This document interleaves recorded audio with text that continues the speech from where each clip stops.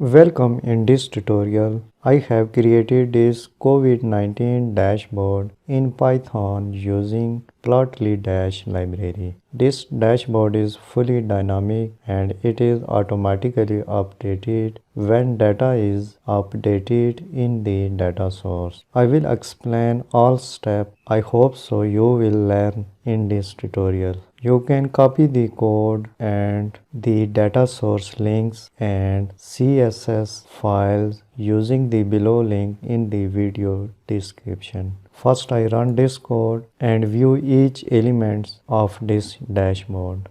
So click on run, click on index.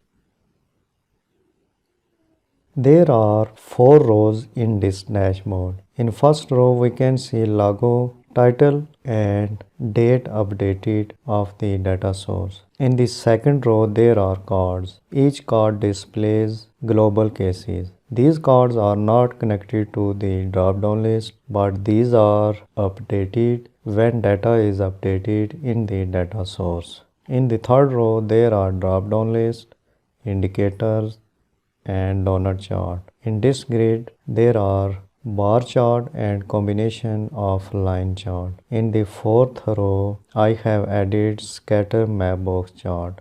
This map chart is not connected to the drop-down list, but it is updated when data is updated in the data source. If I select any country name from the drop-down list, the data in these 3 grids updated according to the input component. I have used CSS properties to make this dashboard responsive, so this dashboard can be viewed on any device.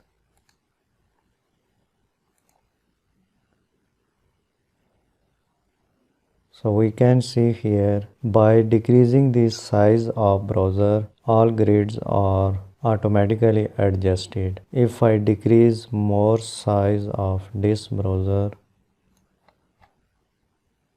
we can see all grids are automatically adjusted in inline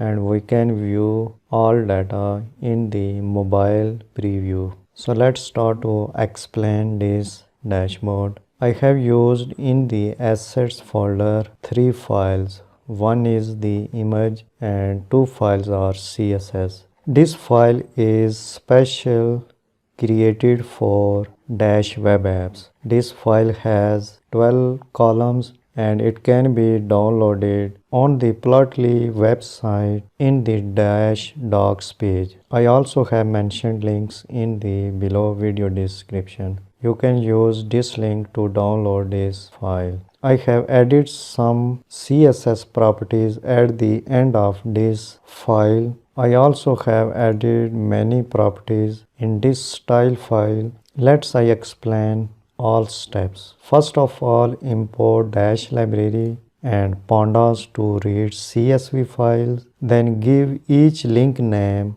of the data source. After that, give the data frame name and put these links in pandas read function. After that, unpivot columns using pandas melt function. We can view in the Jupyter notebook. So first of all, use this data frame, read this data frame. There are many date columns. I have unpivoted these date columns in one column and confirmed values for each date in one column. Similarly, use this data frame and unpivot using pandas meld function. After that, I have merged these 3 data frames into one data frame. We can merge these 3 data frames using merge function. I have inserted these data frames in the pie chart editor. After that, convert date column in the proper datetime format. Then check how many columns have name values. We can check using ISNA function. There are 4 columns which have name values. I have only converted this column name values equal to 0 values. Then I have created new column that is active. This column is easy to create using pandas in Python. Subtract the value of death and recovered from this column. We will have active column. Use these data frames in the PyCharm editor. Then I have group columns using pandas group by function. After that I have created layout of this dashboard. There are many elements in the app layout. First of all,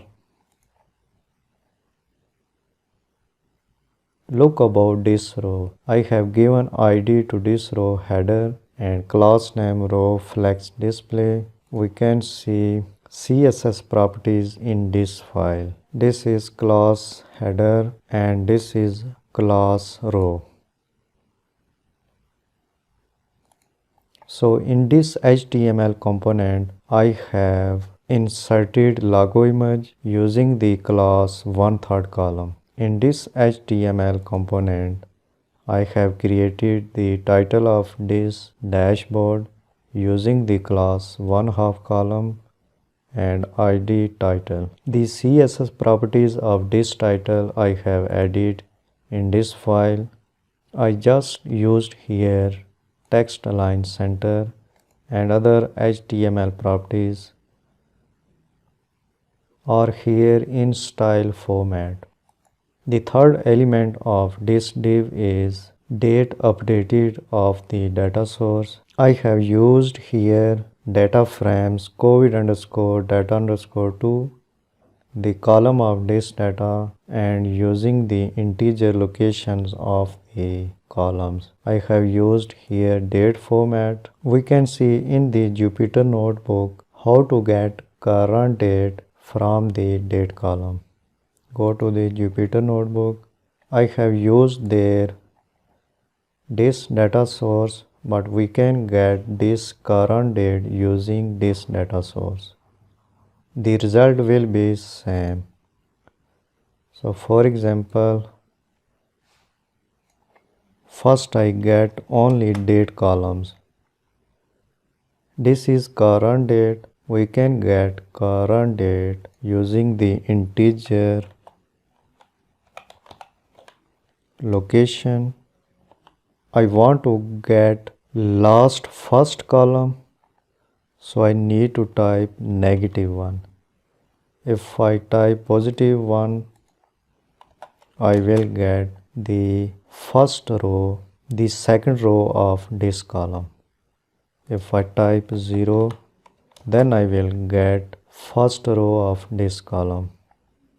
I need this row, that is last row, so I type here -1.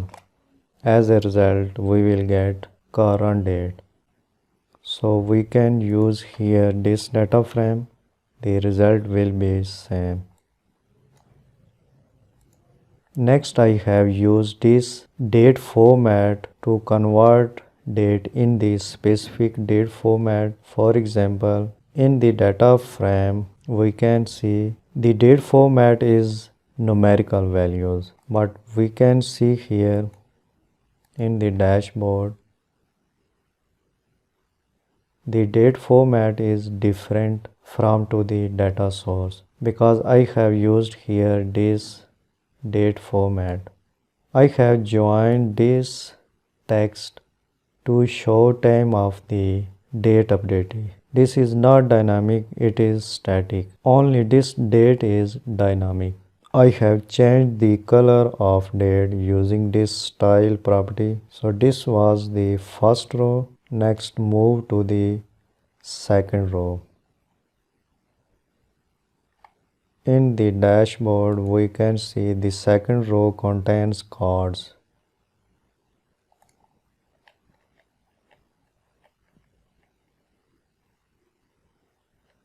This is the main row of cards. In this row, there are 4 main HTML div. In this div, we can see there are 3 HTML components.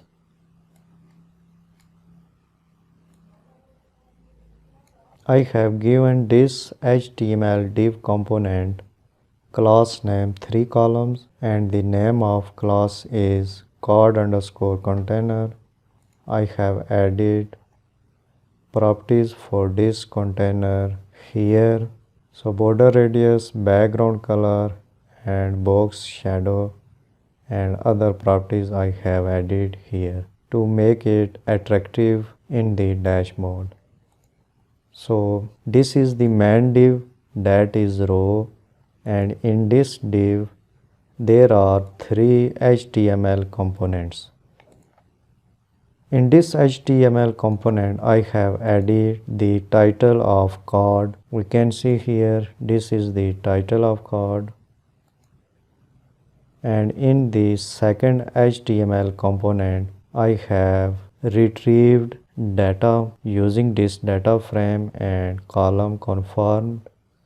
And this is the format type of data. So go to the Jupyter notebook. Suppose I use this data frame.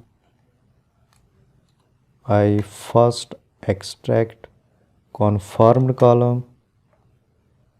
I want to get this last value because this shows total confirmed cases globally. To get this value, I use integer locations. So we have total global cases. I have used this data frame and column name in the HTML p tag, and I have formatted using these format types in the string. Then I have style this data using HTML style property. The numerical value is color. I have placed it in the middle and the font size of numerical value is 40. In the third HTML component, I have extracted 2 values. The first value is new values and the second value is the percentage of new value. So 0.87% value increases versus previous days. In this card, we can see negative 3.76% values decreases versus previous days.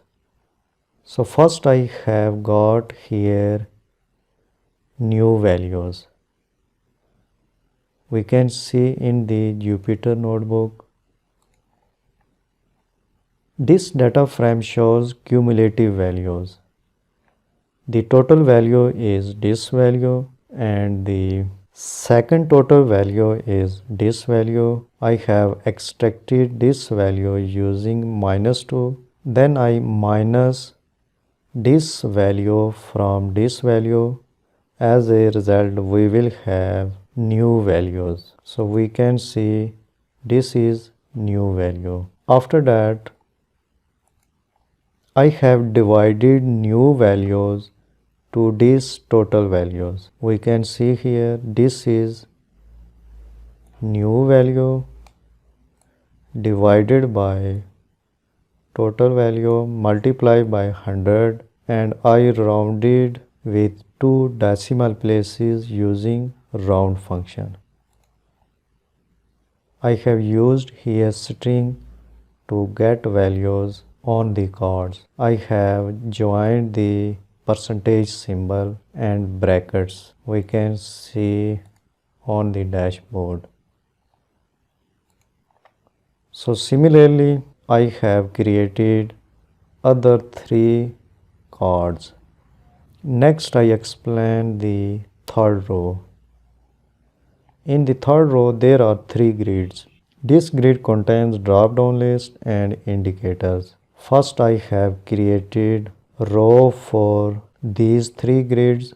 Then this is HTML div for first grid which has three columns, and the class name is create underscore container. This is create underscore container which has same property as well as this container has. So first of all, I have used HTML component to give title to drop down list.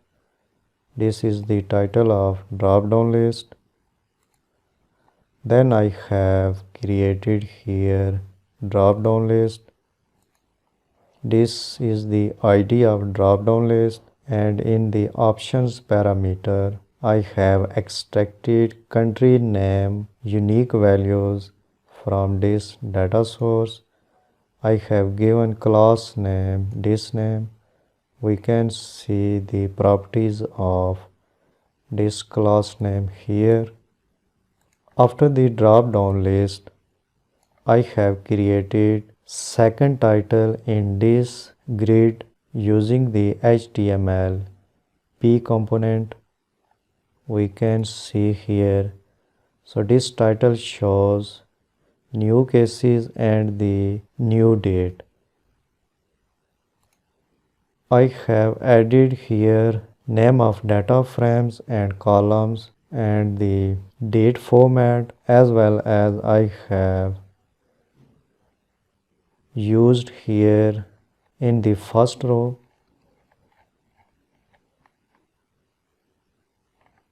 Then I give this HTML tag class name fix label. We can see here this is fix label. I also have added some HTML style properties for this title. Then I have created first indicator, that is confirmed. This is first indicator. I have given ID confirmed. The class name is same as well as this drop down list has. So here we can see the data of the first indicator.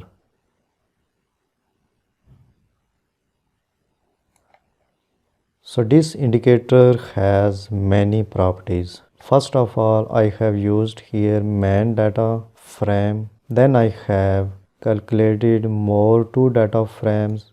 This data frame calculate new values or today values, and this data frame calculates yesterday values. So in the data section, we can see there are many properties for indicators.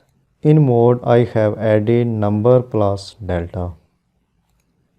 This value is called number and this is called delta. I have calculated here two data frames for number and delta. This data frame is for number and this data frame is for delta. In value, I have added this data frame that is for number. Using this value parameter, we can get this value. The next parameter is delta. In reference, I have added this data frame and I have mentioned the position of delta right. We can see here the position is right. So what is the main function of delta? Delta basically take the difference of yesterday value and today values and then display here. If the value is less than 0 or the value is decreasing, then it displays negative, and the default color for this delta value is red color. And if the difference is greater than 0 or if the value is increasing, then we can see as well as here the value color is green and the arrow of delta is upward. we can see here the yesterday value is 231,775 and the today value is less than the yesterday value and the value is 219,510. So the difference between these two values is negative. As a result, we have here negative values. We can set value format for delta and relative for delta is false. If I place here true, then I will have value here in percentage format. Then I have set font size for delta. Then in this number parameter, I have set value format for this value and the font size. This is number value. I have set font size 20. As a result, we can see the size of this value is greater than this value. The last parameter for data is domain. Domain basically displays the position of value and delta. By changing these values, I can get position of this delta or value upward and downward. In the layout of indicator, I have used title. The font dictionary is color. The color for title is orange. By setting font color, this color is automatically applied on number. Then I have changed the background color of plot and I have set 50 height for this indicator. I have used same properties for other three indicators. I just have changed the ID of these indicators. Similarly, I have used same parameters for data for these three indicators.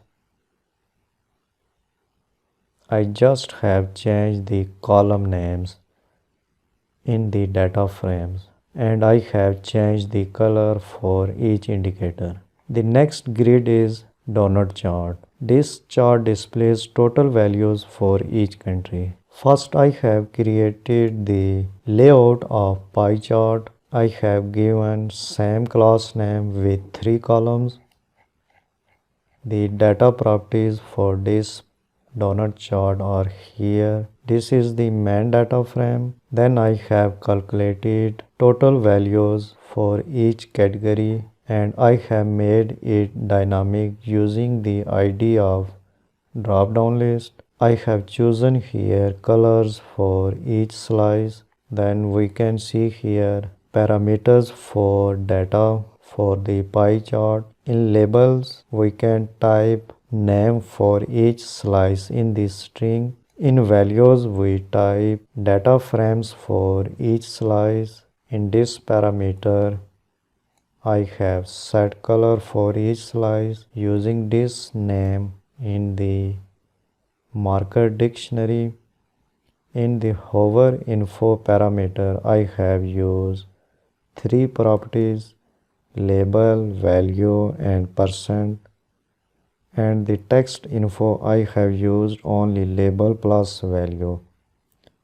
We can see here without hovering on each slice, we can see here text and value. Then I set the size of whole and I have rotated this slice with 45 angle.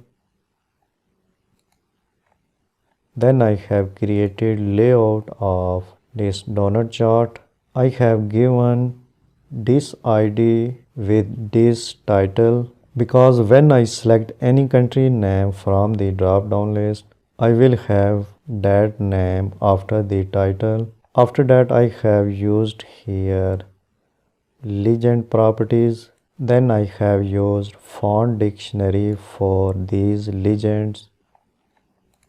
After that, I have created combination of bar and line chart. This bar chart displays only last 30 days values. I have also created hover effect. This pink line shows rolling average of the last 7 days and bar shows each day confirmed cases.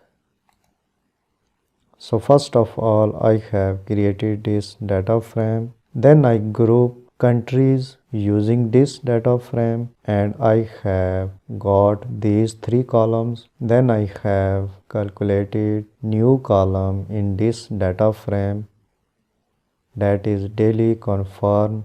We can check in the Jupyter notebook. So I have used here this country name. As a result, I have got these 3 columns for this country. After that, I have calculated new column, that is daily confirmed, using pandas shift function. After that, I have created a rolling average column using the pandas rolling function. Then I have placed these data frames in the pie chart editor. I have created data section for bar chart. In the x-axis I have used tail 30 for the last 30 dates and I have used daily confirmed in the y-axis and tail 30 for the last 30 days values. I have given bar name daily confirmed and I have chosen the bar color, this color. Then I have created here hover effect using the string format. Then I have created line data using the rolling average column in the y-axis and I have selected line dictionary. For this line I have selected color, this color, and the width of line is 3. I have created hover effect for line. Then I have created layout of line and bar chart. These properties are for x-axis and these properties are for y-axis. Y-axis shows daily confirmed cases.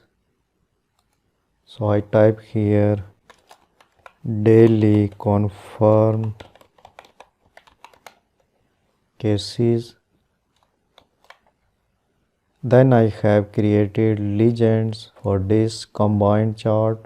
After that I have created scattermapbox chart. First I have created the layout of scattermapbox chart. In the app layout, first I have created HTML div for row. Then the second HTML div displays 12 columns because in this row we can see only one chart, that is scattermapbox chart.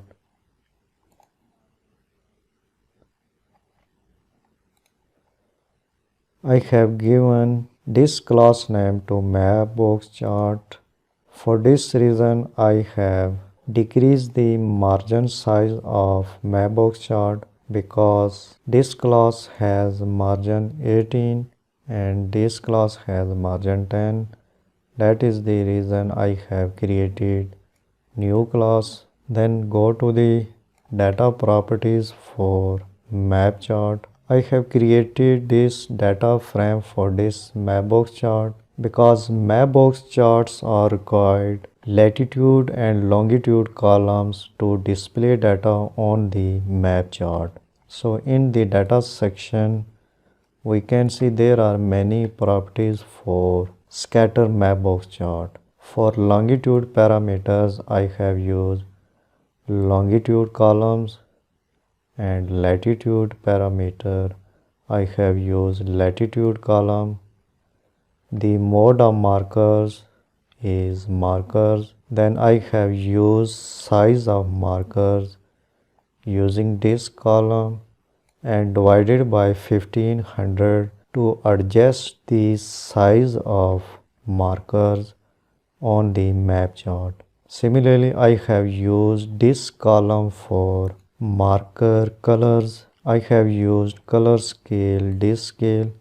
There are many color scales we can see on the Plotly website. I have used one of these scales in this dashboard. Then this is important. We need to select size mode area. I have set opacity of marker 0.3 because we can see here we can read below these markers the name of country. We can also read here. It depends on the opacity of markers. So these markers are called bubble because these markers have different sizes. We can call it bubble. Then I have created hover effect on the scattermapbox. So there are 7 properties for hover text. I have added country name, longitude, latitude, confirmed values, death, recovered and active values. Hover on any bubble. We can see all 7 values on each bubble. Then I have created layout of scattermapbox chart. I have set margin 0, right, left and top bottom. I have selected hover mode closest. In the mapbox dictionary, I have used access token. To run mapbox, access token is required. Without it, scattermapbox don't display data on the scattermapbox chart. I have created center for this mapbox chart using the integer values for latitude and longitudes. I have set style for this scattermapbox dark and zoom 1.2. We can set a style for this scattermapbox chart. This style in activities, then save the code. This style is OpenStreetMap. In OpenStreetMap style, we can hover on any country geographic location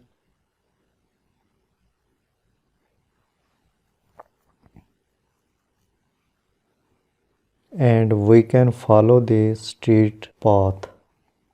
I set this style. I hope so you have learned in this video. You can copy the code using the below description link and run in your editor.